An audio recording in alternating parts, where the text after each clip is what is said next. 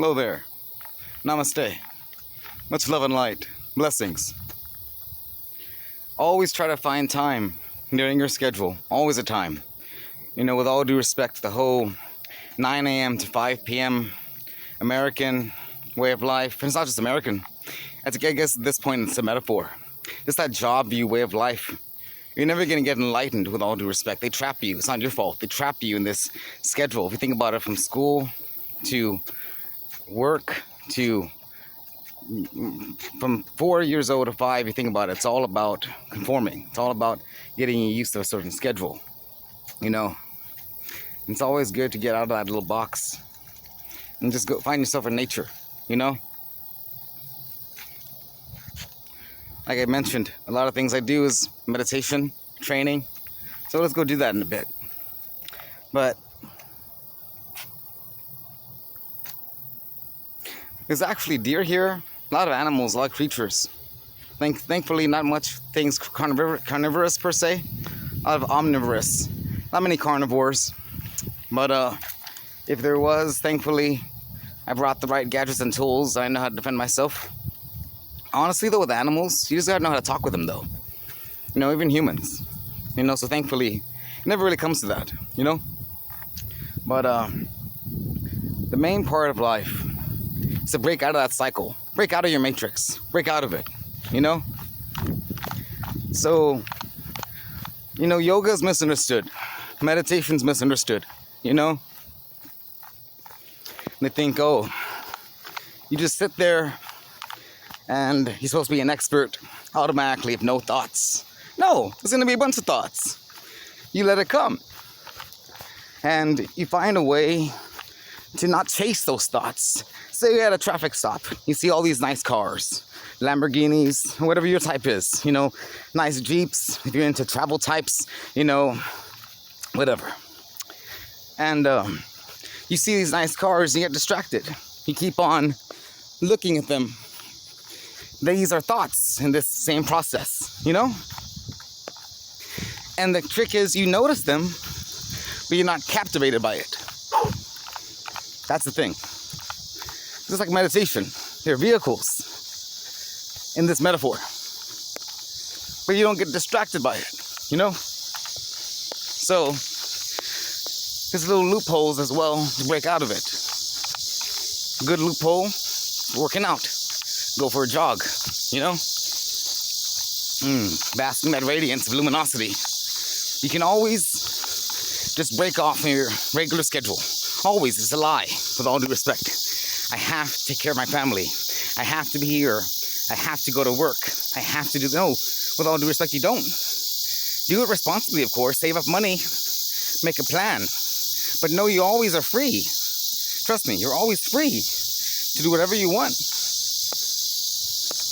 This is what the monks taught me, really. That's why they talk about non-attachment. You know, non-attachment and never giving up in pristine luminosity and finding God wherever it's possible, whenever it's possible. Because He's everywhere. In these plants, in those cicadas, even in the molecules of this pavement, believe it or not. Because everything is condensed energy, always moving, and we're staying in place. That's God for you. The trick is to always know that He's a part of you. I'm gonna do my push-ups here in a bit. Always find Him where you can. Always take time out for you and God. And see, there's a misunderstanding in God. He's not some man on the cross, with all due respect. Although Jesus did exist and He was a master. I have a lot of respect for Him. But He's really all the universe. He's energy. And humans just try to do their best explaining Him. And then get mad at someone else's point of view of it. It's all the same. It's all God, with all due respect. It's all the same concept. One moment.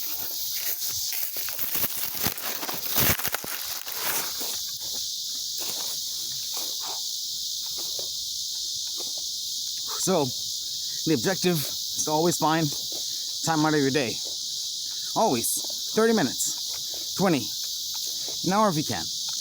Meditate. Work out. Go for a jog. Even just a nature walk.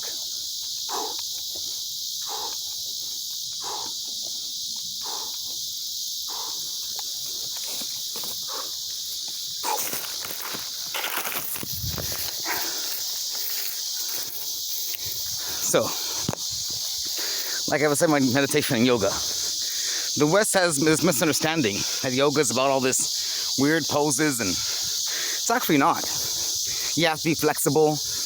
You go to California or Austin studio or Florida or Denver, Colorado. Don't get me wrong, beautiful places. I've been there.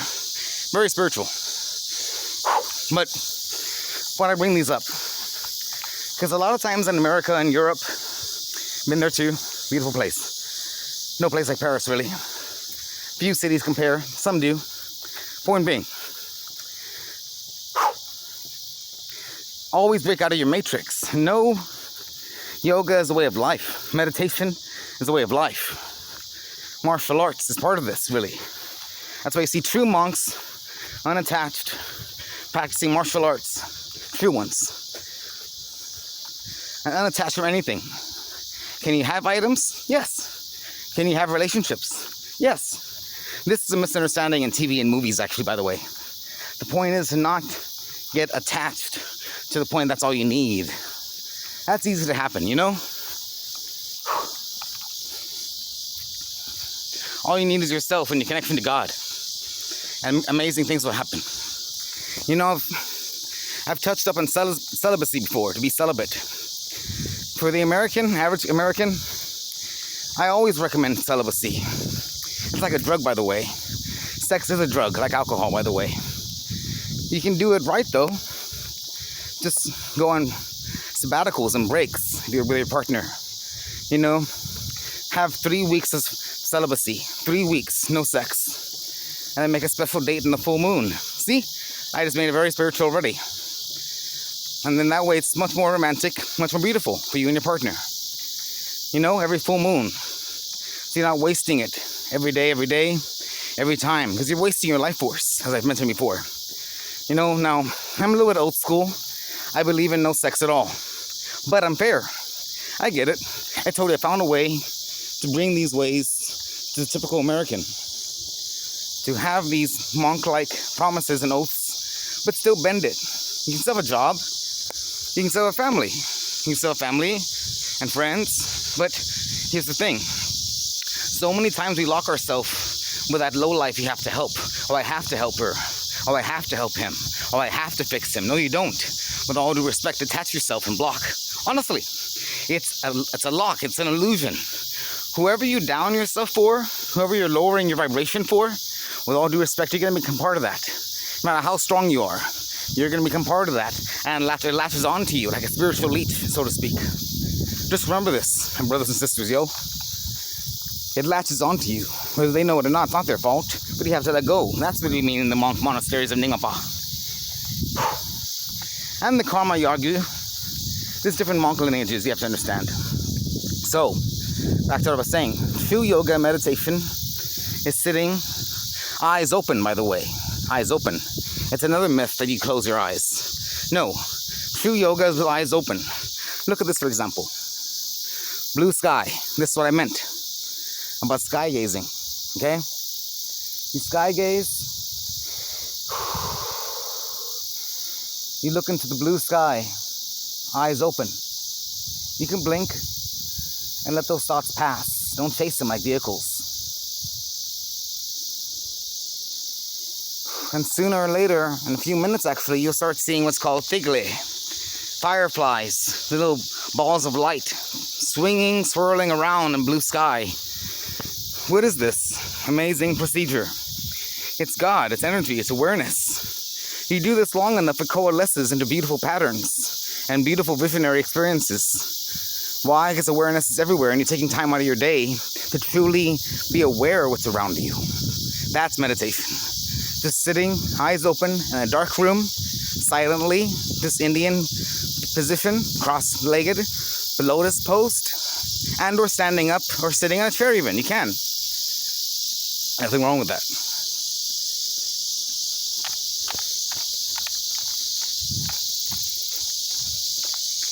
So always know this non-dual radiance everywhere and luminosity everywhere. God's everywhere. But you get locked in a schedule, doing the same thing every day, sooner or later you're going to be like stagnant water. You're going to be stagnant. and your chakras are never going to open. And with all due respect, going into this new age shop and new age way of living, getting chakra beads, does not count, yo. That's not meditation. That's merchandising and being a victim to monopolizing, with all due respect. That's not spiritual. True spirituality is going to the forest or the woods, caves, safely, and taking time out of your day, or like I discussed you at home, meditation rooms, and just you and God. What is God? By a yogi's perception, the universal energy and the universal flow that flows in all life. The universal love that makes everything possible. That's why, with all due respect, we have a misconception of God because of churches. I love church, by the way, but there's a misconception, isn't there? There's a conception that if you don't follow the church way, you're going to hell. That's horrible. No. True God doesn't need you to follow a certain way. As long as you believe in Him and you're immersed in His light. That's the process, yo. Do some more push-ups here in a bit. He's everywhere. God is beyond gender. Of course, he or she. I'm not going to fall for that they, them pronouns crap, by the way, though. I'm not a victim of that. Again, I've mentioned this before. They're normalizing using the Overton window. The Overton window is the concept of how they changed something in society. What was once 10 years ago horrible or bad, but over time normalizing it. Think about it. We just go with the flow of sheep. Don't be a sheep. Remember, certain things are wrong. They're putting thoughts in your head, using the Overton window, saying, oh, this is right now. You have to follow this way or you're wrong. You're homophobic. You hate gays. No. Actually, everything against, with all due respect, gays or anything that are homosexual. Live your life. I love that. Fine.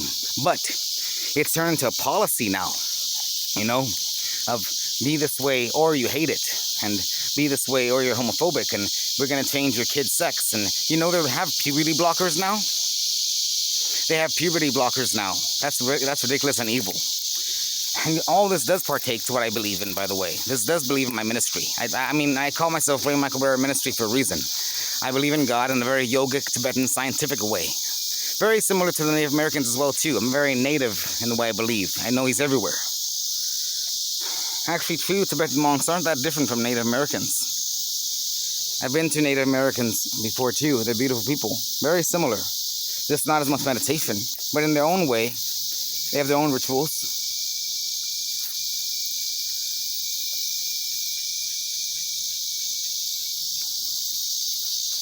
So, there's always a way to break out of your cycle, break out of your matrix. We're just the universe and God experiencing this through different little cameras, and we forget the mission. Don't forget the mission, yo. That's very important.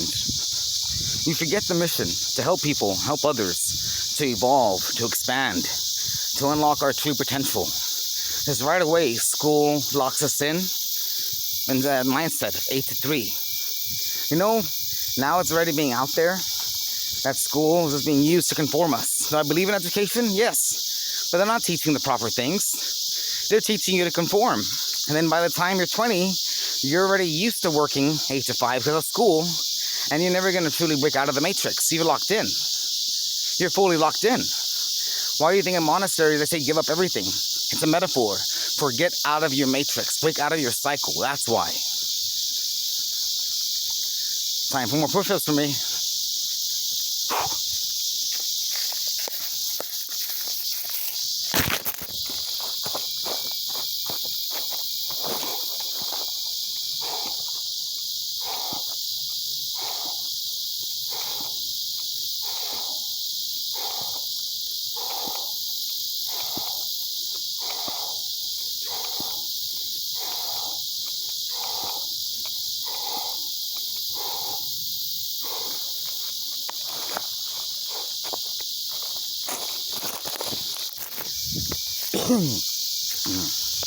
See, I'm a very different type of monk, though. I train every day. I meditate every day. I broke out of my cycle when I was born. I'm one of the few that knew about this since I was born. My mission is to help others. That's it. Beautiful.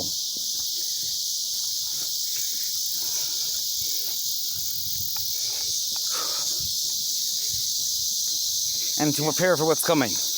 You know, everywhere I go, I wear a bulletproof vest, by the way. Everywhere.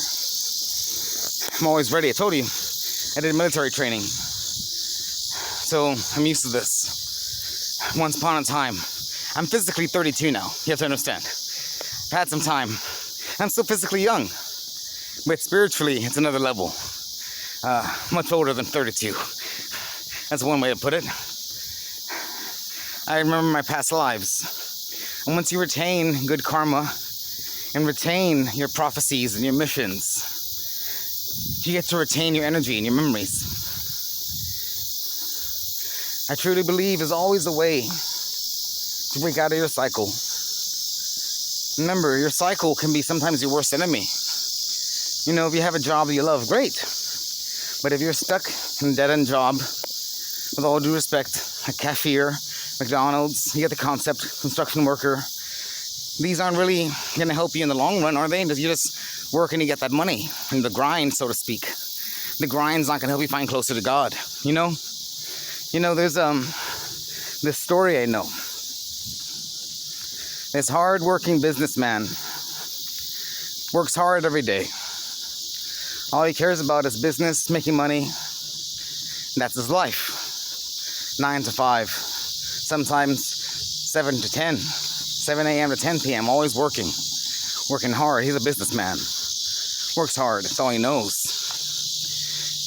Every day, across the park from him, he's walking home. Yes, of course he has a car.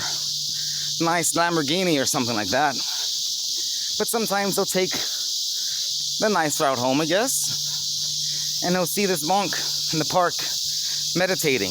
He looks at him all the time and thinks, wow, I'm so lazy. Without a care in the world. You know? So one of these days, he sees him all the time. He approaches him. And he says, sir, if I may ask you, why are you always out here in the park doing that? Why aren't you working? I work all day, every day. You can too. And the monk very sweetly, genuinely smiles. No sarcasm. Says, but brother, I am working. What you see as work and what I see as work are two different views. I'm working every day with God and my luminosity and the light of luminosity and the wisdom of luminosity to heal and be there for others. Okay, at this point, the businessman thinks, okay, he's just a little bit loony or a little bit out there. And he doesn't understand this. He says, what do you mean? You work every day. And he says, when you immerse yourself in this light and luminosity, and when you finally realize and break out of that matrix, you realize what truly matters in life. What truly matters in life is evolving and being there and being a stronger person spiritually, mentally, and physically. Working 8 to 5 doesn't help you grow. You get stuck. At this point, the man silently is mad and doesn't understand. So he just says, thank you for your time, and leaves. This stays in his thought process forever. And all the more he works hard. To make the long story shortish, one day he passes away. Happily, I suppose, but bored. Feels like he didn't fulfill enough, though. He passes away maybe when he's about 70, 71. He's at the gates of heaven. And then he sees, lo and behold, the beautiful luminosity and the radiance of God, who is beyond human comprehension. But now that he's not a human anymore, he can see it. He's in spirit form. And expecting to go into the gates because he works so hard, God says, you're not allowed in. And he says, what do you mean? I worked a good life. I never hurt anyone. And I worked hard. I worked hard. And he says, yes, but you worked for yourself. You worked for nothing. The monk you met one time was trying to tell you, true working is working for me and working for others and growing as a spirit and a person. You got locked in the matrix. That's not working. Working is for me. Working is for yourself truly as a person, not to get sidetracked by jobs and money and more money and sex. You didn't truly work. You got complacent in a cycle, locked in. That monk worked harder than you ever could, with all due respect. And so, because you didn't do anything bad, I note that.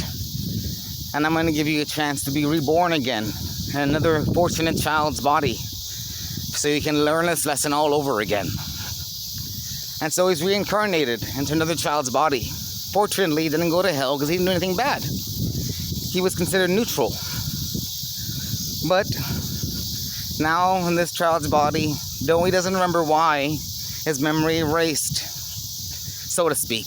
But it's always in his soul mind, his Akashic records. Now it's in his mind.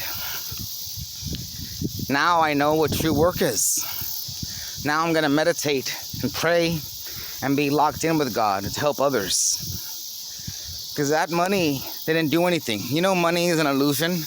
Money is just paper. It's an illusion. It's the price we put on it as humans, and we fall for it. Hook, line, and sinker. So you can balance it. Moral of the story. Know what true work is. That's why monks and yogis are so far away from society many times. And that's why we truly believe in a certain way of life. Because we know what truly matters. And that's what they mean by the metaphor of unattachment.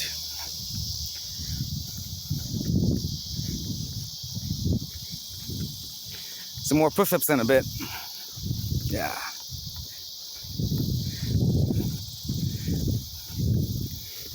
And I hope every single one of you has beautiful blessings.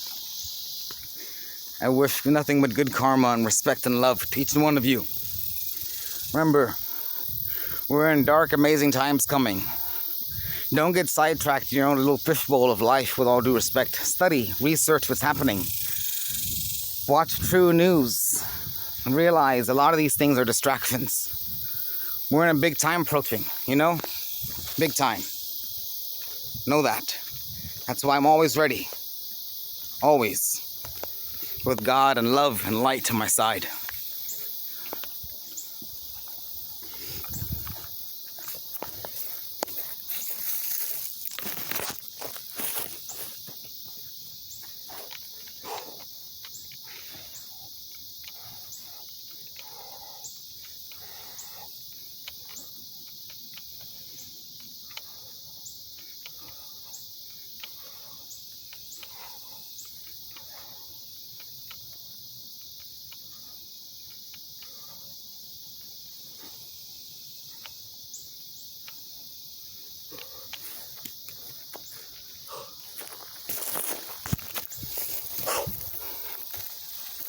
Walk with me.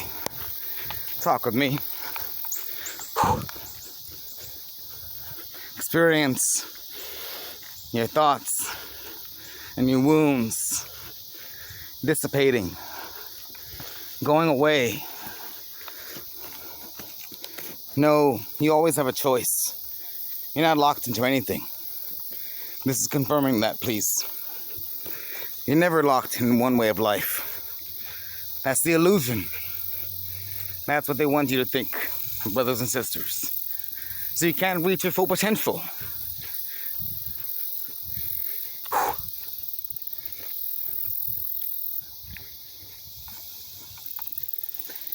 After a while of being celibate or controlled sex, you know, I really hate that word.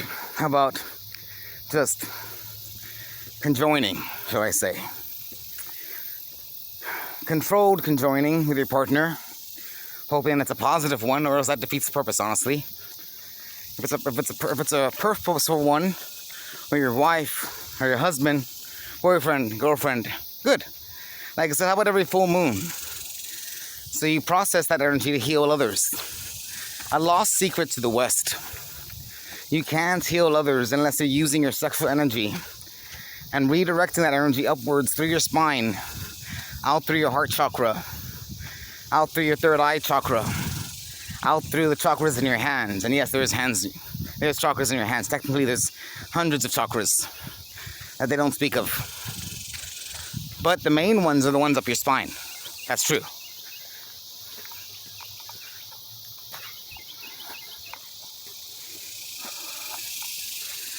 So, there's a big misconception, but they have the right idea. The trick is to combine God, Christianity, science, what's called witchcraft, yes, and yoga all together. This is what's called true shamanism, actually. The shamans had the right idea all along, the true ones. And that's why it's now a new age thing. We do believe in God. And it's not the witchcraft you all must understand, or many do understand, or many don't understand, sadly. And that's why I'm here to correct it. It's not that new age stuff either. They don't explain it well enough, with all due respect. They're part of the problem. They just sell chakra this and chakra that and all these beads, don't even know what it means. It's the certain parts of your spinal cord that direct that energy up. What is that energy? It's called Kundalini, but it's also sexual energy that you're not using. As I've explained before, true energy is that sexual energy you're not using, and the energy you absorb from outside. You can absorb it outside and in. Redirect it outwards using your eyes and hands and your heart. You know, within your heart there's a light, like a mustard seed. And I'm not meaning that just metaphorically. There's literally light, electricity in your heart. And you can use this light and redirect it out for the world. You can use this in martial arts too. You can use this in your training. You can use this in healing. You can use this in your witchcraft. I don't condone black magic though. When I say witchcraft, I mean the concept of helping, bringing in aid and services. Tarot, if you must. That's good. Divination's fine. Oh yeah, perfect. Helping others somehow. Productivity, yo. You know, I have many witch acquaintances, and I've helped service them, and I've helped them understand that what you're truly directing is not goddesses and all these names. It's all one God. I mean, let me tell you something real quick to help you understand something. Witches don't know this, but the reason they moved away from God, it's not their fault, because a long time ago the church was actually combined with witchcraft. Did you know this? The church actually did witchcraft for God, and they channeled it with God. But certain popes and certain kings wanted to change this for monopoly and money. So they divided the two, and then right away started calling all witches evil. The witches were flabbergasted because they were part of the church one time. But certain popes and kings had to have their way. They burned the witches, killed many witches, burned a lot of the books that were their friends one time, and they wrote, ironically. And you know now who is only allowed to do witchcraft? Priests and popes. Look at the drinking of the blood Catholics do. Look at the robes. Look at the prayers, looking down on your knees, kneeling down on your knees, doing a prayer beads. It's all witchcraft. Positive white witchcraft. Or blowing out your birthday candle. That's witchcraft. Think about it. We don't realize it. It's embedded in our DNA, yo, to change the reality around us. Whenever we do a wish, that's witchcraft. We don't realize that because we're so normalized by things. This is witchcraft. Even Christmas was based on a pagan holiday. We don't realize it. It's based in our DNA, but they want to control it. That's all. So with that being said, you're already doing without realizing it. Might as well take charge. Take charge of it. Take a hold of it. Realize it. Take charge of that and do it in a positive manner. Because you're doing it anyway without realizing it. And so the witches, they made their own gods and goddesses. They went into the forest and started worshiping the forest. They went to the sea and started worshiping the sea. They went into caves, started worshiping the cave. It's because they felt rejected by God, poor things. But I'm here to clarify, God never did anything against witches. God loves witches. And by the way, God loves homosexuals too, by the way. I'm here to break that stigma. What he doesn't like is you pushing it and saying you have to be gay, you have to change your sex, by the way. If you really were born that way, respect. But don't push it on anyone else, not you. I'm saying that's society now, and Target's doing, and Bud Light. That's horrible. You seen that? Yo, what's fucking wrong? Excuse my language, but it is. Yo. Okay, so be aware that the point is be yourself, at the same time know not to push it.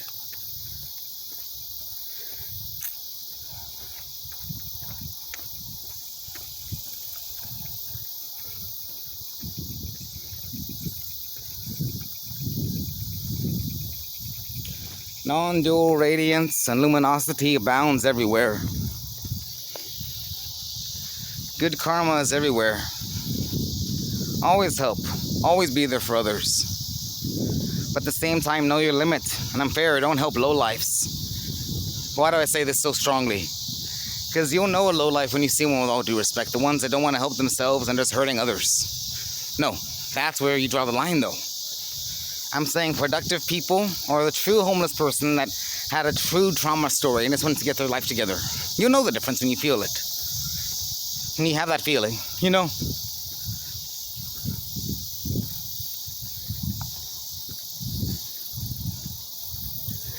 Know how to break away from negative people, negative places and places, negative things and more negative things. Break away. Stop the cycle you're in. Even if they're your blood family, if they're just hurting you, break away. Sometimes true family is not always blood. And sometimes it's your spiritual family. And if you're blessed to have 1 or 2 or 3 good blood members, then good. Hold on to them forever.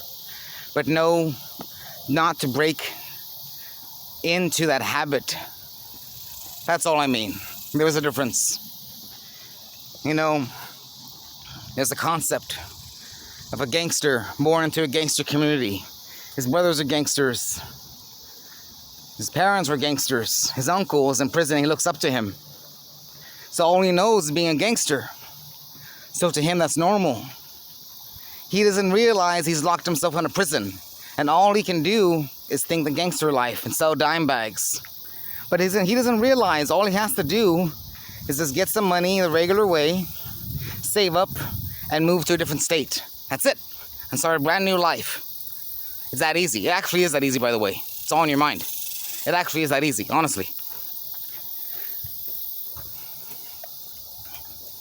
Well, this has been beautiful, my brothers and sisters. Luminosity abound. I'm going to continue my workout. I'm reaching